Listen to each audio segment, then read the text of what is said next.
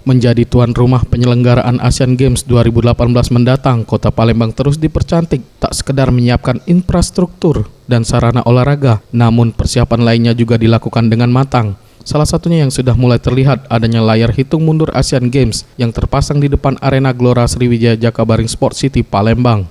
Arena ini selain mulai adanya hitung mundur menuju Asian Games 2018 juga diperindah dengan properti simbol dari cabur yang akan dipertandingkan pada Asian Games 2018.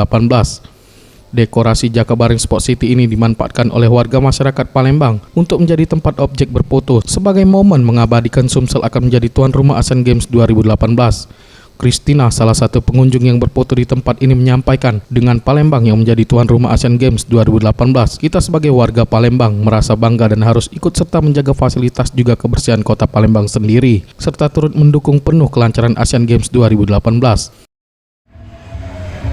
Kesadaran masing-masing. Ya itu sih tergantung dari kesadaran masing-masing sih untuk menjaganya. Harapannya kita sama-sama Ya, sama-sama menjaga kebersihannya, terutama untuk tidak buang sampah sembarangan. Sama tidak untuk mencoret-coret fasilitas yang ada di sini. Maulana Yusuf, Sriwijaya TV.